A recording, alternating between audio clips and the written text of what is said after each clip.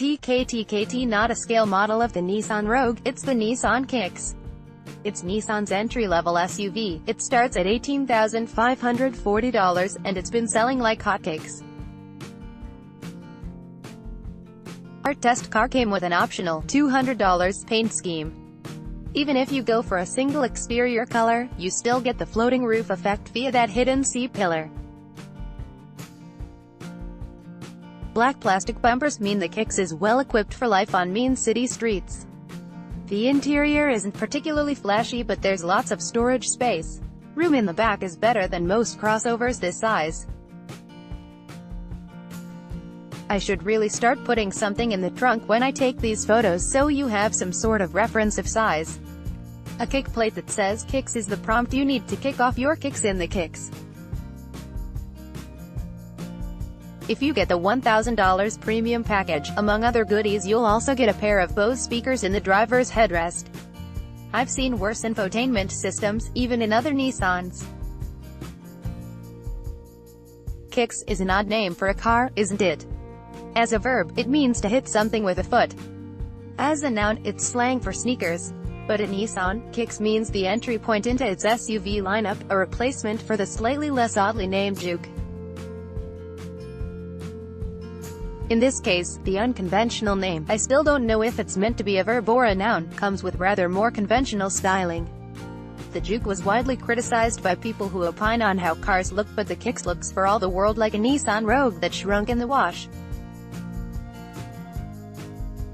Nissan would probably consider that a success, as it means the application of its corporate design signatures like the V-Motion grille and wraparound headlights did what they were supposed to do. Our test Kicks came in a fetching two-tone paint scheme. This is an optional extra, but even if opting for one color all over, you still get a floating roof, thanks to the black plastic panel on the C-pillar. Hiding a C-pillar like this continues to be a popular styling detail throughout the industry, even though I personally think it's horrid. I've got no such qualms about the other bits of black plastic that adorn the Kicks. These run from stout wheel arch extensions along the bottoms of the doors to the rear bumper. It's a car that has been designed for life in the city, and these should help protect it against the inevitable bumps and scrapes that entails. There's only a single powertrain available for the Kicks, a naturally aspirated 1.6L inline four-cylinder engine coupled to an Xtronic automatic transmission. If you're the type to complain that crossover and SUV now gets applied to vehicles that look like they might go off-road but which lack all-wheel drive, this is your cue. The Kicks is resolutely front-wheel drive. With 7 inches, 17 centimeters of ground clearance, you could still take it a little way off the beaten path. The engine provides the little crossover with 122 horsepower, 90 kilowatts, and 114 pounds-feet, 155 newton-meters, and that feels like plenty in this application. It's not a heavy car at 2,672 pounds, 1,211 kilograms, for the senior trim, nor a particularly sporty one. On the other hand, it is rather economical, with an EPA rating of 33 mpg combined, 31 mpg city, 36 mpg highway. On paper that's better than other comparable small crossovers like the Toyota CHR, the Ford EcoSport, or the Hyundai Kona, although the 17-inch wheels on the SV and senior trims might eat into that to the tune of around a mile per gallon. In practice, the EPA rating is achievable. During a week with the Kicks in and around Washington, D.C., even I was able to get about 30 mpg. Try doing that with one of those downsized turbocharged 4s that were being touted as the future not so long ago. The Kicks interior is a pleasant, if no-nonsense, affair.